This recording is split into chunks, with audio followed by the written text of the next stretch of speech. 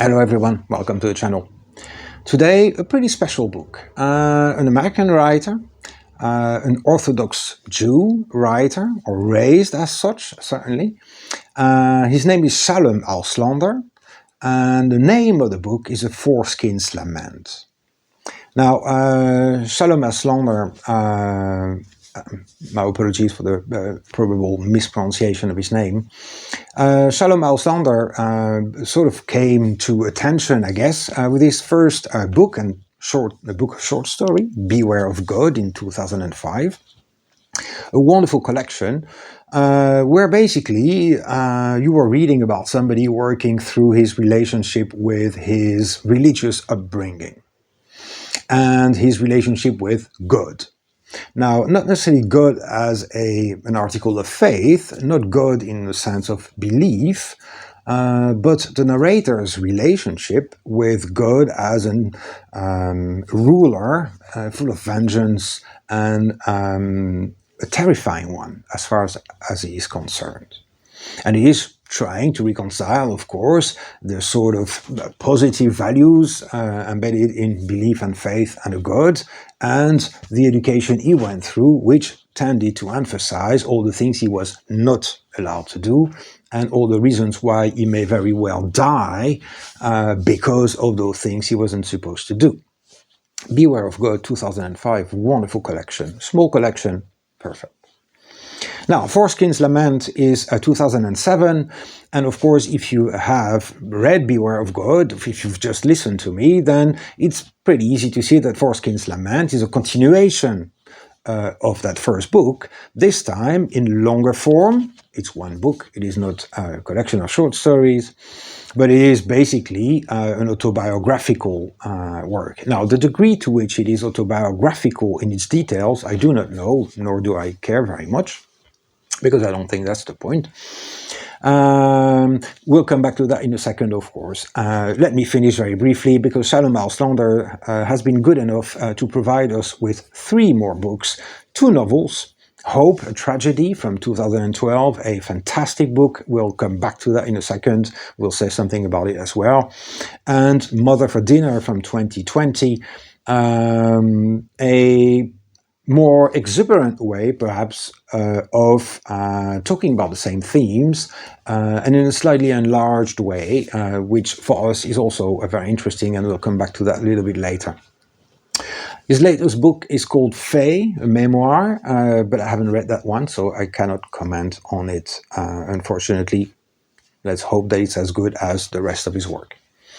Now, I am biased because I really enjoy Shalom Auslander's work. I enjoy his freedom to some extent, or his struggles with freedom, one could say. He happens to be very funny, stylistically. He's not, James Joyce or whatever, but I don't think that is the point. The style is very easy, very fluid, very funny. And can also sometimes insist on the comical, and that's fine. It works very well. It's very easy to read, very pleasant to read as well. And I think that in that sense, Star here is a perfect vehicle for the ideas. And very obviously, Shalom Auslander is interested in the ideas. Now, I'll be focusing on Foreskin's Lament, but I will refer to the other, certainly the novels, Hope and Mother for Dinner, now and again to exemplify what I want to say. What do I want to say? Well, it is very simple. The Foreskin's Lament is the illustration of what seems to be at the heart so far of Auslander's work, and that is basically, one could reduce it a bit tamely to a quest for identity. A quest for identity, of course, in the face of a very strict, very rigorously enforced religious, Orthodox Jewish religious upbringing. Now, the Foreskin's Lament basically has 2 timelines. You've got the narrator writing the book that you're reading, who reminisces, basically, so he sort of projects himself back in the past, and then he comes back to the now. Very common, of course, procedure. Who is the narrator of the now? Well, it is, let's call him Shalom, and he's about to become a father. And he is seized with an existential terror and question, which is which kind of environment, culturally, religiously, does he want to give his son? And it may sound like the question all parents have, but very often, in fact, parents do carry the culture that they grew up in and with them and simply transmit it like this. There are, of course, many cases of people growing up with two different cultures, but nevertheless, those two could very well become the simple, obvious background of one's life. Here, the narrator in his 30s, expecting a baby with his wife, is wondering whether the education he received, and notably the relationship with God he was made to have, is something that he should pass on to his son to be. And anybody in that situation, a similar situation, will realize that the main problem, of course, is not so much the religious aspect, nor is it really deciding this or that. It is the consequences of that decision in terms of the impact on the community he comes from and his family. Of course, what if his parents, Orthodox Jews, of course, disapprove of his decision, as he knows they will if he, of course, decides to raise his child in a non-Orthodox way. And so that is, of course, the vehicle for him to start reminiscing about when he was young. And of course, that book may sound a bit esoteric or a bit boring, maybe said like this, but it is hilariously funny. Hilariously funny. It is perhaps not funny if you're an Orthodox Jew yourself, obviously, and you may see here somebody playing havoc, being very ironic about his upbringing. For me, for example, non-Jew, it's hilarious, not because it's about the Jews, obviously, but because it is a religious upbringing that the author is making fun of. Now, you have a different approach to this, the immense, the majestic Edmund Gosse, father and son from 1902 or 3, something like that, beginning of the 20th century in any way. Gosse was raised by his father in a very strict religious sect in England, a Protestant sect, the Plymouth Brethren, it was called, very small, very rigid. And Edmund Gosse reminisces on his childhood, basically trying to break free or become himself. It's an absolutely fantastic little book, and if you know that book, then you cannot but think about that one when reading Auslander's, of course, the Foreskin's Lament. Now, basically, what you get then in the book is hilarious accounts of Shalom growing up. Shalom grows up in a New York suburb in the 80s, 70s, 80s. A time, of course, which contrasts markedly in terms of economic boom, the Reagan years and all this, contrasts markedly with the austerity of the Orthodox community, obviously. For those of you who don't know, there are many interdicts in a Jewish canon, as it were, and Orthodox communities, of course, have more of them than more sort of liberal Jews, I guess. And those interdicts touch on everything, every aspect of life, what you may eat and when you may eat it, and in combination with what, which is an extraordinarily funny episode in the book.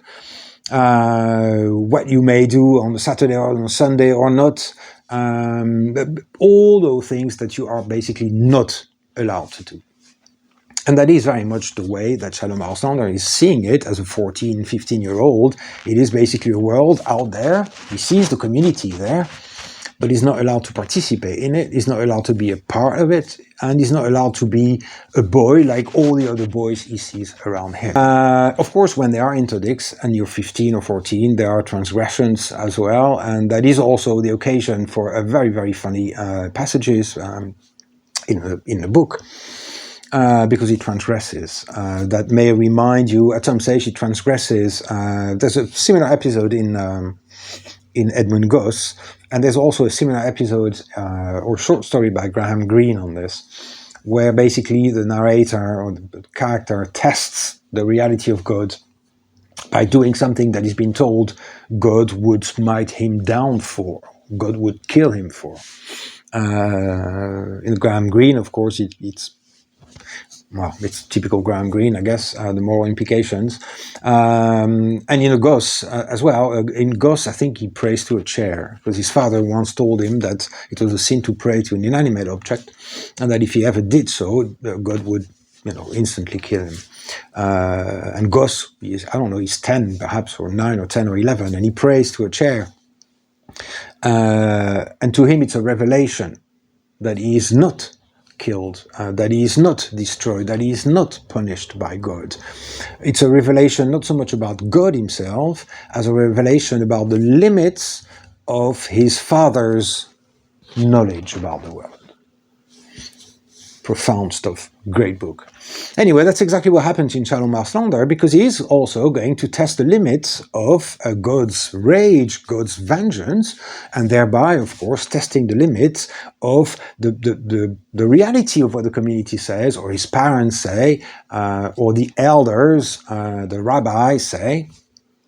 Not so much because he wants to rebel against the world, but quite simply because, again, it comes as an epiphany, I guess, to realize that the things you were brought up to believe turn out to be not exactly that. So what does it mean about the rest of those things? What does it mean about you? What does it mean about the rest of the community?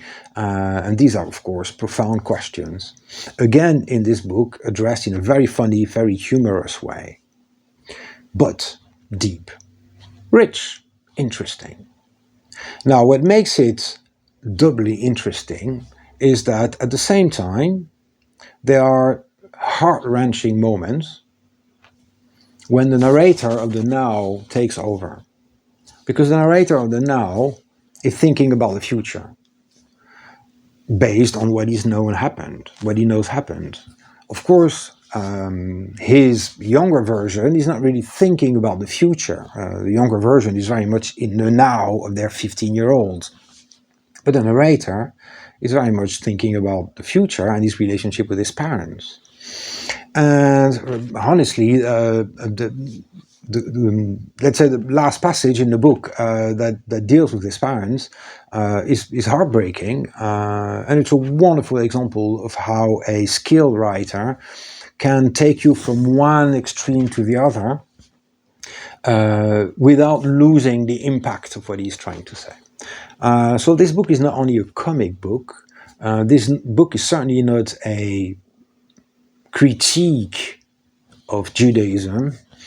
This book is a reflection on breaking free, on what can I be when I've been this? Do I need to still be this? Is all this defining of me? Am I only what I was raised to be? Am I allowed to be something else? Now, this last theme is taken up, for example, in Mother for Dinner, this novel from 2020, which is not about the Jews anymore. I mean, it isn't specifically about the Jewish collective anymore, or tradition. It is, the main characters are cannibals.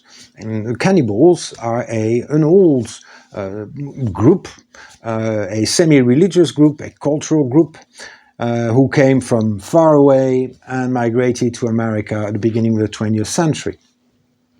And basically, they're trying to find their place in modern-day America. And some of the central questions are, of course, the diluting of your original identity that basically you were given by the group you belonged to. It is very obviously having a wink and a nudge from time to time towards the specific Jewish community, but it is very much more about identity as a whole this time. Mother for Dinner is a wonderfully funny book, but at the same time, it really reminds us, I guess, that Auslander is really trying to find out how one becomes and what does one owe to the past, And he has two characters in Mother for Dinner. One of them says that in a very positive way to her son, son, you belong to a community, you belong to a legendary past, and there is this chain linking you and that past, and that's beautiful. And another character, his father, says to him, son, that chain, the past, is a chain that keeps you stuck in the mud. Two very different visions of what the past is for you and what you owe the past. Now, so far so good, but I need to say a couple of words very quickly about Shalom Auslander's other interesting aspects to his work. Now, very clearly, one is, stylistically speaking, as I said, he is very funny. He can be outrageous as well at times. Mother for Dinner, it's cannibals who need to eat their mother in order to pass on the past of the community and incidentally inherit the money for the house. But Hope, the novel from 2012, is a couple of people in America moving into a house they just bought in a countryside somewhere, and they hear some weird noise in the attic. They go up to investigate, and they find this old woman typing away on a typewriter. Turns out the old woman is Anne Frank, the famous Anne Frank, of course, from Amsterdam, who died during the Second World War. Now, in this case, Anne Frank, in fact, escaped the camps, managed to sneak her way into America, and has been typing away, writing the novel, the great novel of Anne Frank. She's been doing that for 50 years, and it's not really come to anything. And of course, this premise is the occasion for Shalom Auslander to ask really more general questions about the relationship his community, the Jews, have with the past, with the Second World War, and to what extent this has been used, instrumentalized at times, or to what extent it is absolutely necessary that whatever excess may take place, it should be continued. So you can see here that from Beware of God, the short stories in 2005, and Foreskin's Lament, we go from a very internal autobiographical exploration of identities in some ways. Then we go to Hope, which is a few years later, and Hope is much more a reflection on Jewish identity as a whole. Not necessarily Shalom Auslander's identity or relationship with it, but the identity itself. Mother for Dinner is much more about identity in general, and the way we have now of defining ourselves as not in terms of I am, but I come from this, that, and those ancestors, and this, that, and the other place. I am never French, I am French from this region with those ancestries. And that is the question that Shalom Auslander in Mother for Dinner addresses frontally. Now, what is interesting here is that he addresses those questions in very much in-your-face style at times, the cannibals eating their mother, Anne Frank hidden in an attic, and yet he makes it very funny. It's hilariously funny. You just have to laugh at times, out loud. And that is a very interesting question for anybody interested in books, of course, is it possible to talk, write in such a light way, funny way, sarcastic way, ironic way about such important subjects? That is, of course, a very, very old question in literature, in cinema. And here I think Shalom Auslander proves that you can indeed bring to the fore extremely important, crucial questions that really resonate with any of us, whichever our background, but do so in a very light, in a very funny, in a very ironic way. And the irony itself very often is in fact the encouragement we need to really sink our teeth in that question, as opposed to just read through and forget about it immediately afterwards. Now, typically, of course, having told you about Anne Frank and the like, the second question that is very interesting with Shalom Auslander is who can write about what? And now, if you consider the opening page of Foreskin's Lament, the autobiography from 2007, where he describes, let's say, pleasuring himself and associates that with the history of the Jews, it is, I think, very clear to anybody that I could not write this, not being a Jew, and that I think anybody not Jew writing this would have serious problems, I would say, from a lot of complaints from a lot of people. And that is a very interesting point, be it again in terms of representation on cinema screens, for example, and certainly in terms of authorship. Who can talk about what? Who has the legitimacy to talk about a certain specific subject? Do you need that legitimacy? That's also a very old question. Am I legitimate to take as a narrator a native American Indian from the 19th century? Let's say I do a lot of research, I really know my subject extremely well, but I'm a Frenchman.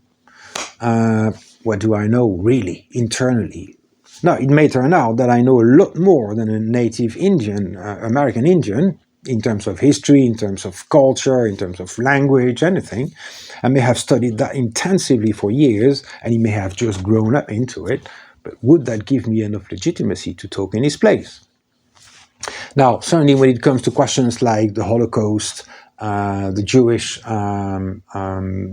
place in the world community, these questions are, of course, fraught with a lot of history, and it is very, very difficult to be able to talk about those things if you're not part of that community. And that is, again, a very interesting aspect in Shalom Auslander, who can talk about what and to what extent. Of course, we understand that certainly in his first two books, Shalom Auslander was working through some personal issues, something that, of course, is not new in literature.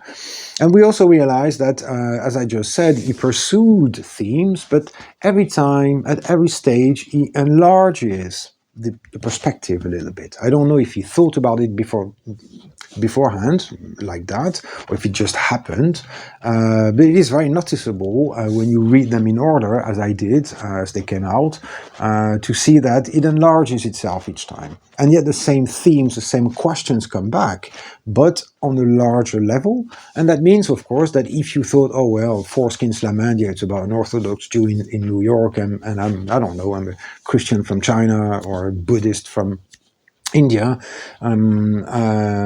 yeah, what do I care? Well, identity is identity. The questions that he has about himself are the questions that you have, that I have, that everybody has, or has had, and therefore, of course, the community itself is not the point.